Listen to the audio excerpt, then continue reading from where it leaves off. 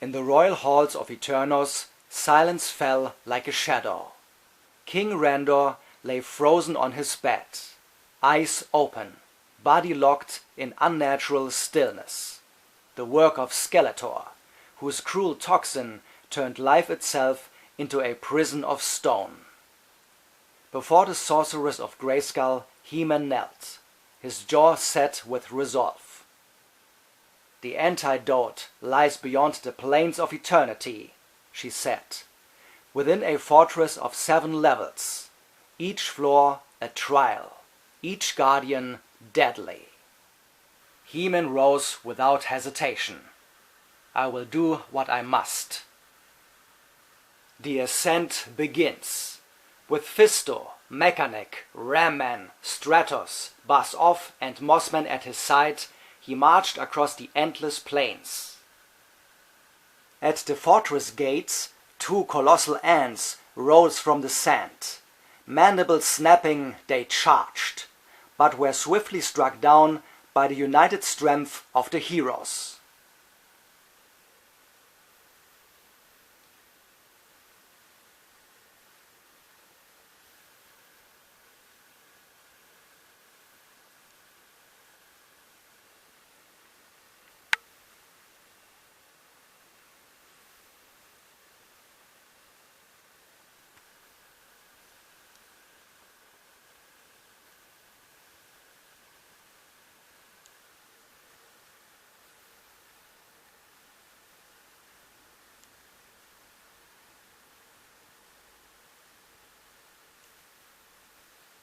The climb had begun.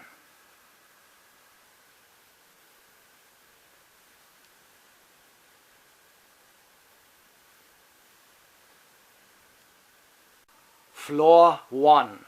The Horde's Charge. On the first level stood Dragstore, flanked by 10 Horde troopers.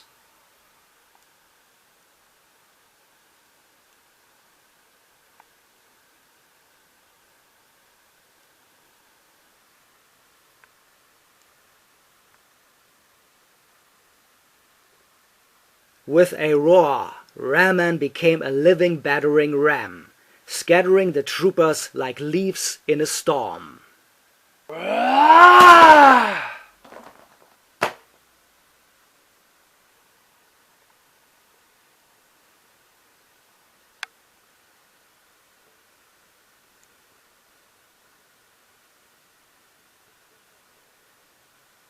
He-Man faced Dragstore head-on, steel against strength, and ended the battle with a decisive blow.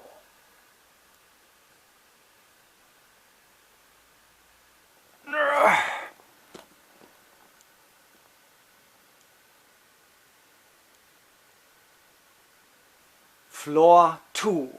The Gauntlet of Beasts. A nightmare alliance awaited them. Beastman, Whiplash, Clawful, Merman, Two-Bad, Modulok, Montana, Grizzlor, and Leech.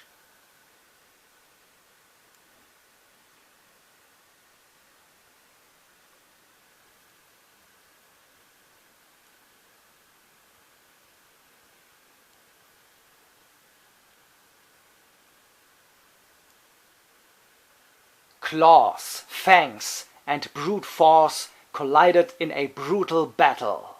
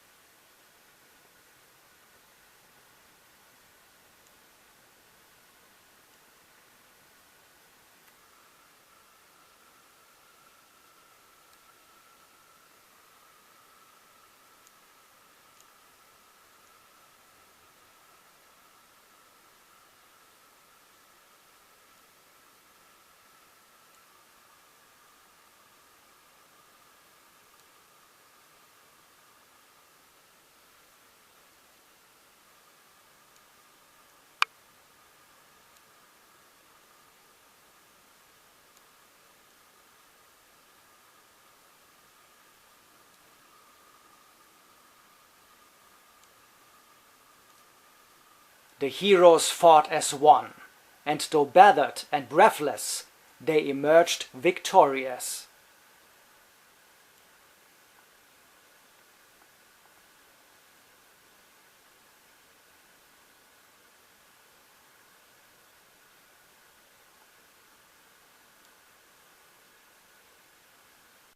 Floor 3.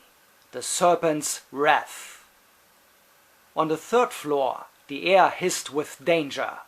King Hiss and Cobra Khan led their serpent warriors in a merciless assault.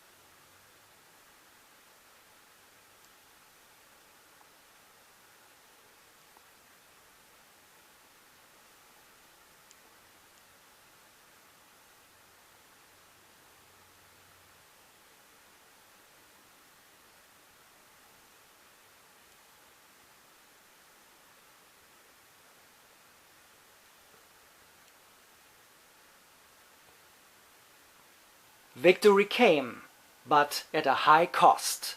Stratos fell from the air. Buzz-Off collapsed. Mechaneck and Ramen could fight no longer. Mossman remained behind to tend to the wounded. He-Man and Fisto climbed on, alone.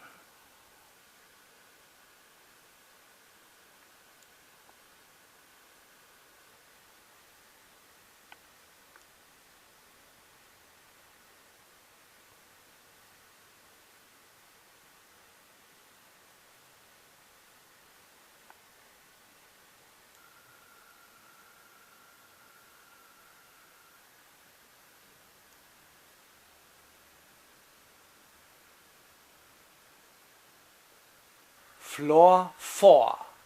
Blades in the Shadows. In silence, they faced Jitsu and 3 deadly ninjas.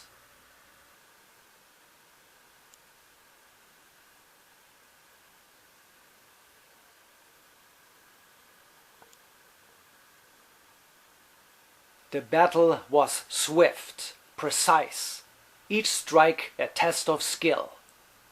Though they prevailed, treachery struck in the final moment.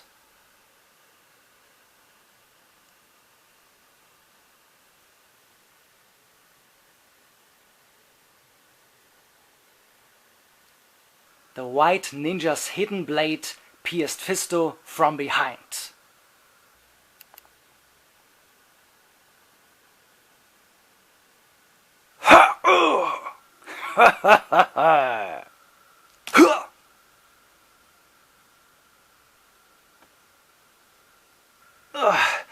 Go, Fisto growled, refusing to fall in vain.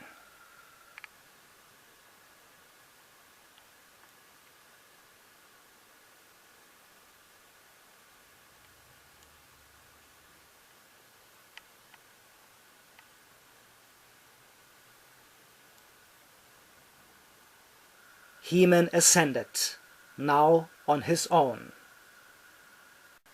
Floor 5. The Darkness Within. There, in a chamber of shadows, waited Scareglow, who confronted He-Man with his inner fears and doubts.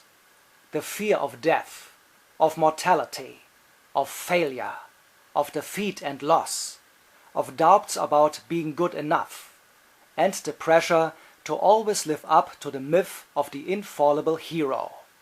Paralyzed for a brief moment in the darkness, the spirit of King Grayskull appeared in a vision and explained to He-Man that it's not about never making mistakes, but about learning from them. It's not about never falling, but about always getting back up. It's not about the hero myth, but about humanity.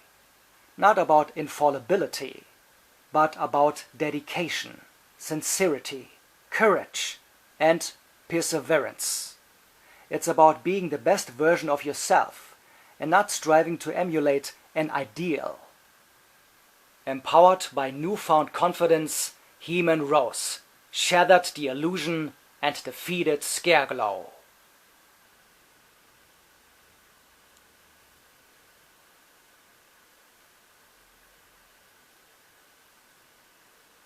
Floor 6. The Way of Adaptation. A lone warrior awaited He-Man, clad in yellow, marked by black stripes, silent, focused.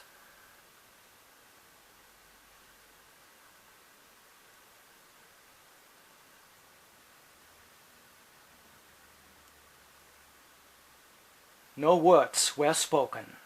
Their battle flowed like water. Strike, counter, movement, adaptation.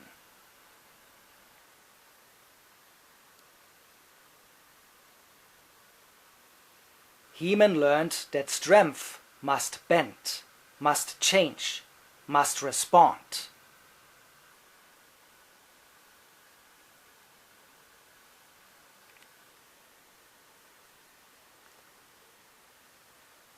At last they stopped.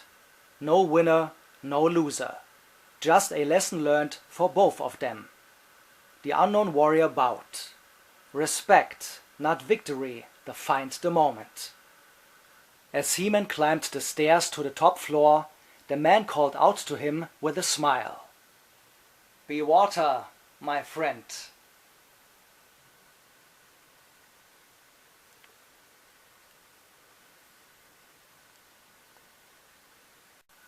Floor 7. The Final Reflection.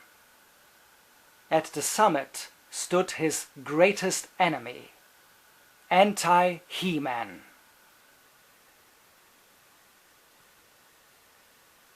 Here He-Man was confronted with his dark side, his ego, his overconfidence, his arrogance, and his haughtiness.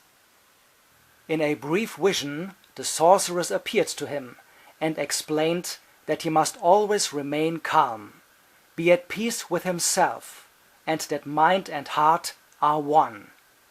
"Balance," she whispered. "Be calm in the storm." He-Man thought with a smile, "I am the storm."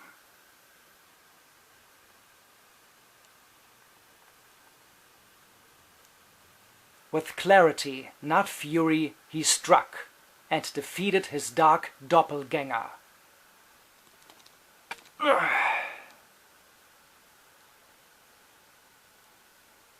"I have the power!" And the antidote was his.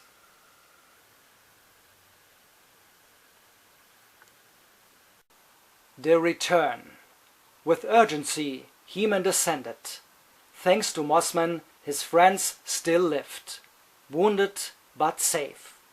Together they returned to Eternos.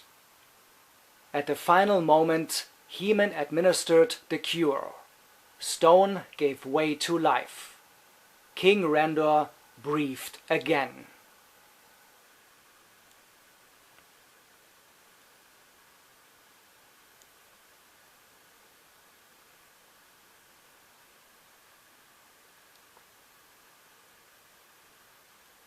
Epilogue. Later, beneath a quiet sky, He-Man sat beside Orko. He spoke of fear, of failure, of growth. Orko grinned mischievously. "You know, I could have just teleported to the top floor and grabbed the antidote." He-Man paused, then laughed. "I'll remember that next time." And though the fortress was behind him, its lessons would remain, etched not in stone, but in the heart of a true hero. It is not perfection that defines a hero, but perseverance and love.